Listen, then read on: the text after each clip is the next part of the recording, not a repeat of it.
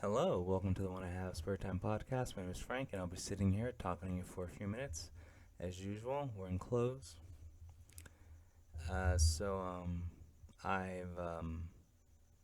been trying to maintain my regular, everyday, normal life, but it's nearly impossible since Queen Elizabeth's passing. I didn't know that it would have affected me this much, but apparently it has. Um, Many of you have asked where was I when I found out the news, and I just don't remember because it was so shocking. I forgot that portion of my life, even though it was 2 days ago. And actually, no, I wasn't by her bedside, but I just can catch the flight out there. But I'm gonna move on. I don't want to dwell. Anyway, so I saw a great news story, and this is when I mean great, I mean it's great.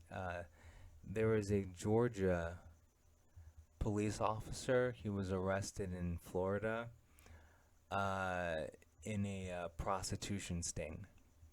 He was in Florida for I forgot the city, but he was in Florida for a seminar on polygraphs.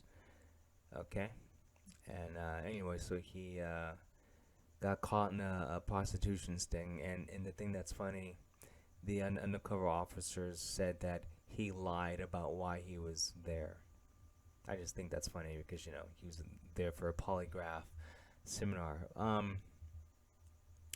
The one thing about this story is that the Florida, I forgot which county, whatever, but the sheriff in who's in charge of the sting, whatever, they had a press conference and they have the Georgia's police officer's picture, and they're showing it, and they're talking about all the people who they caught in the sting, but of course they only care about the police officer. Here's the thing. Why publicly embarrass this man on the news?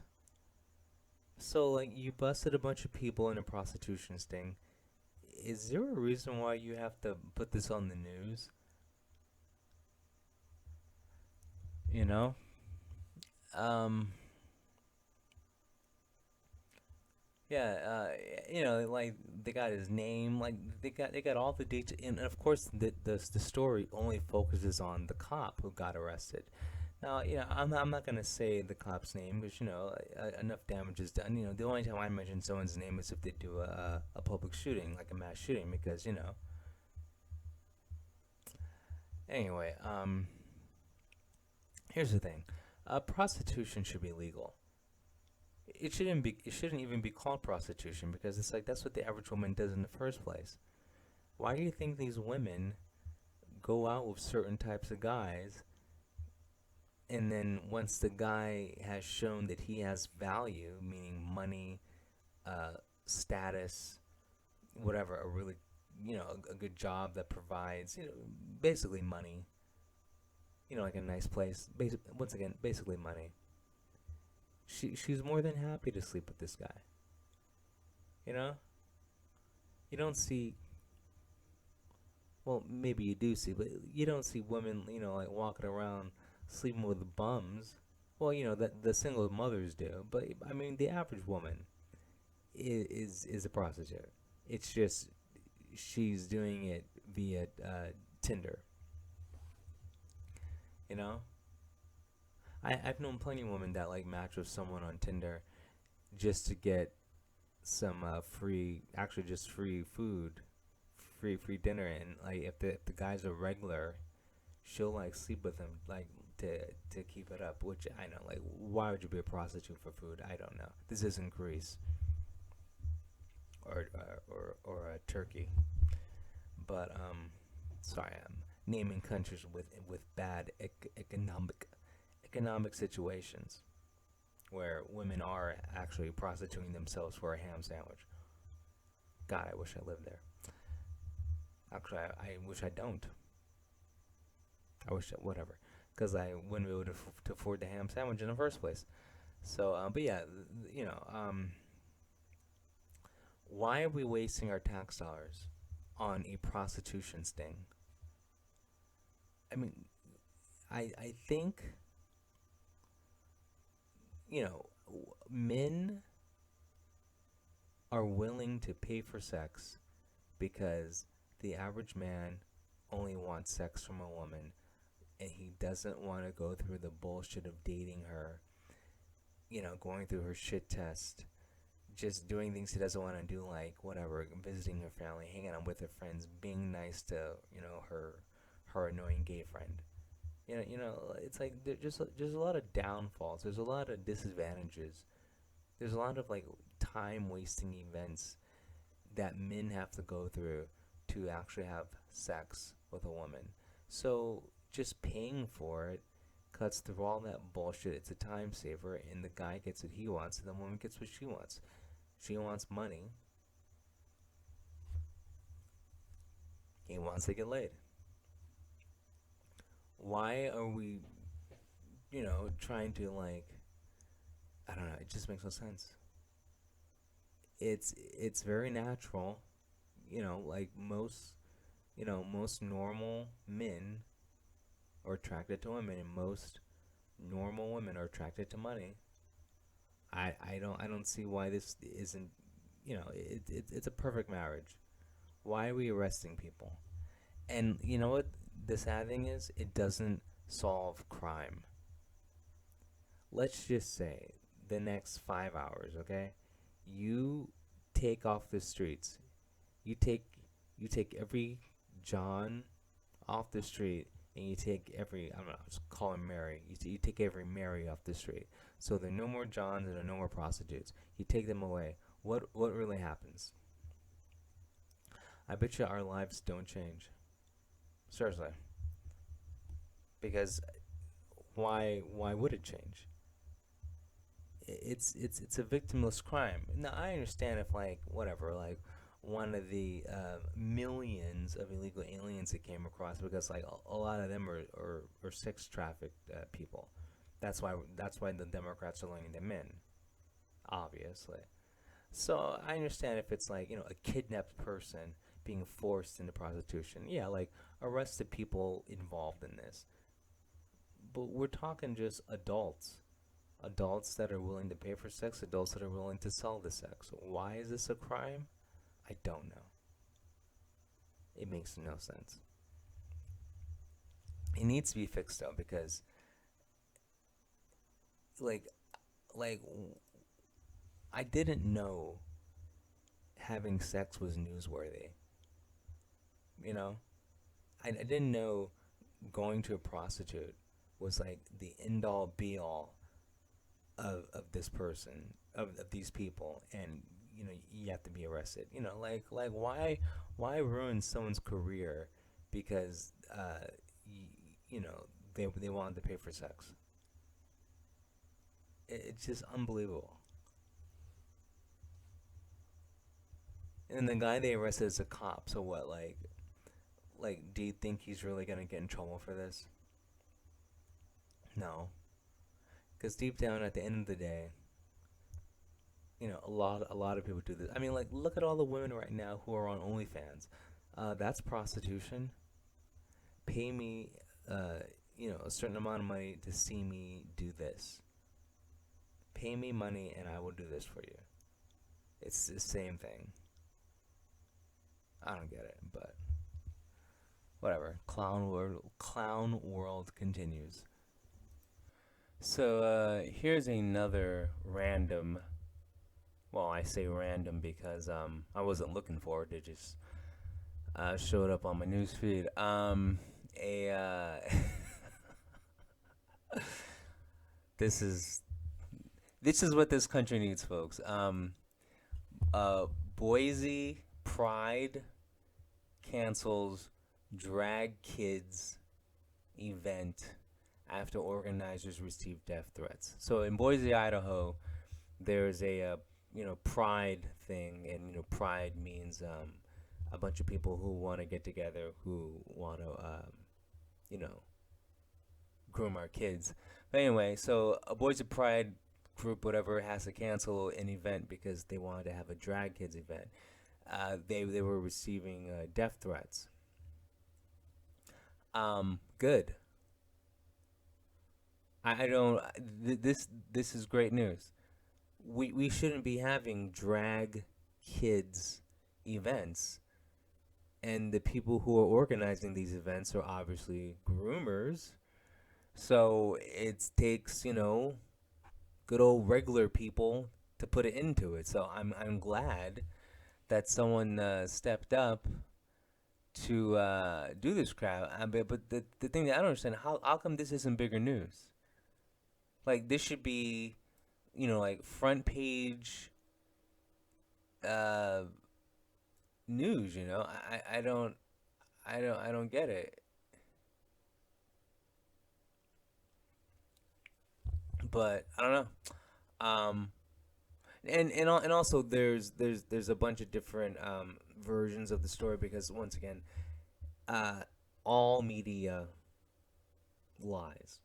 Okay, so even though this story says, or the story is like they had to cancel it because they received death threats, they're also saying they had to cancel it because sponsors pulled out when they heard that there was going to be a kids drag show or whatever. So I mean, but I like the version, whether it's true or not, that says they had to stop the event because of they got death threats.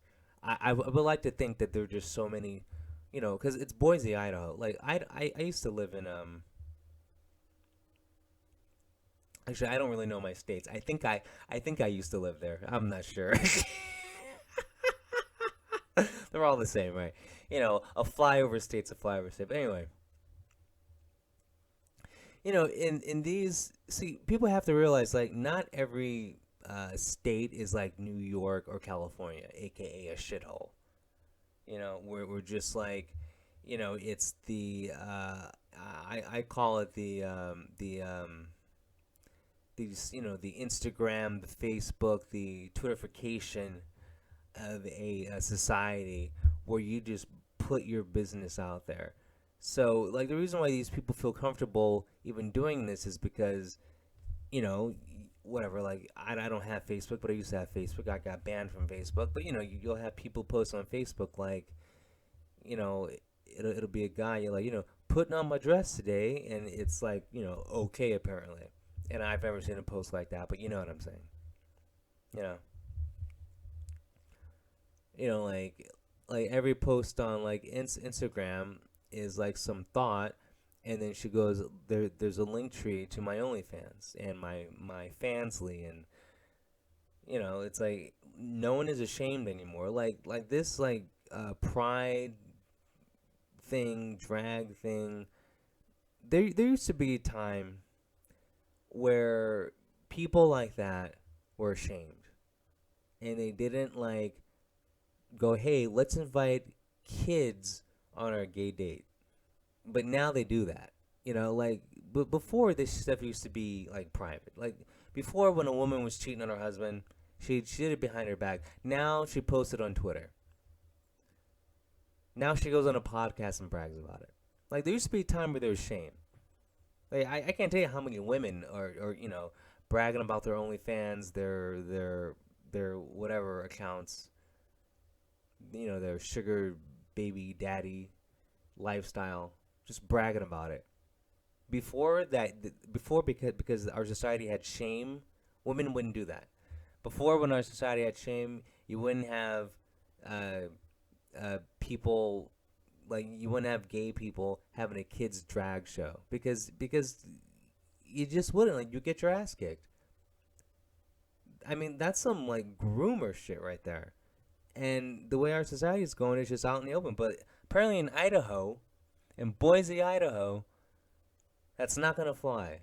You're not allowed to have a bunch of like alphabet people corrupt kids. At least this once. At least this one time. Good. That's a win for the good guys. You know?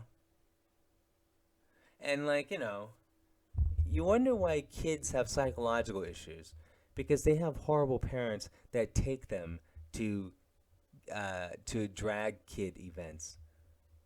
I mean, I remember being 6 years old or whatever, 5 years old, whatever. I remember being that young. I mean, sorry. The only thing I knew is that, men were men and women were women. Men dress a certain way, women dress a certain way. Women wore makeup. Like I don't know. It was the '80s. Guys wore ripped jeans. You know what I'm saying? Come on. Imagine. I can't imagine being a kid. Okay, I can't imagine being a kid and having parents that take me to a drag show and me going, "What the hell is going on?" And then grow up and be some like psycho and wonder, I wonder why it turned out like this. Like you wonder why society's gone to hell when you got horrible parents. Like these drag kid events don't happen if the parents don't bring the kids there. And that right there should be a litmus test.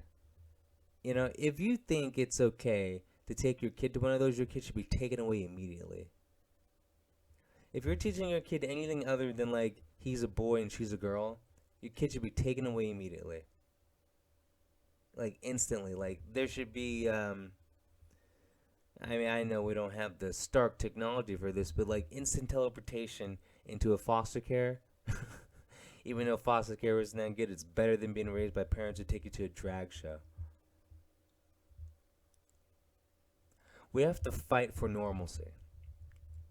We have to put shame back into society. People should feel uncomfortable going on social media, posting, yeah, just, cheated on my husband today with my neighbor. Or, yeah, just came back from the kids' drag show. My son has a new name. It's Starfire. Starfire Lolly. His favorite blush is I don't know, but you get what I'm saying. You got parents on Instagram bragging that their 6-year old is trans. No, that's child abuse. That's what that is. What happened to the shame? There used to be a time where you took pride in raising a young lady that grew up to be a young lady. There used to be a time where like people were proud to have a son that actually grew up to be a boy, a man, whatever.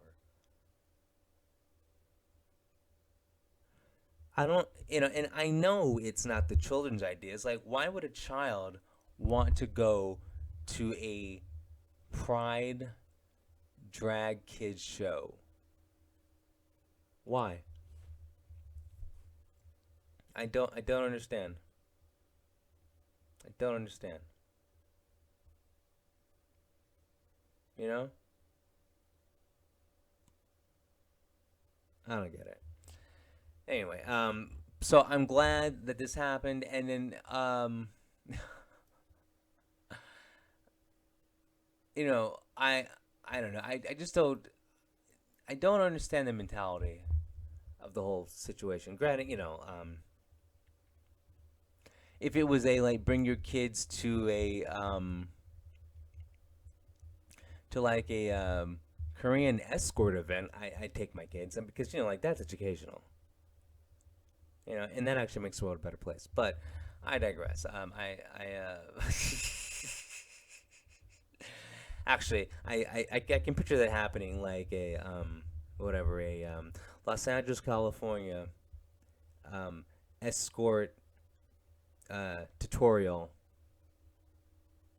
And then like you take your young sons to the event. You show them how to speak in codes to just in case the escort's an undercover cop. You have some wiggle room, like if it goes to court. You know how much money you should pay for certain acts. How you get ripped off. You know how you act when you know her pimp isn't around, how you act when the pimp is around. You know, the basics. Condom, no condom, what's like the price difference? Do you even want to risk that? You know, what's her clientele list? I don't. It's just a this is just a bunch of different things that a young man needs to learn. The proper etiquette, the proper escort etiquette. Anyway, don't trans your kids. I'll talk to you later. Peace.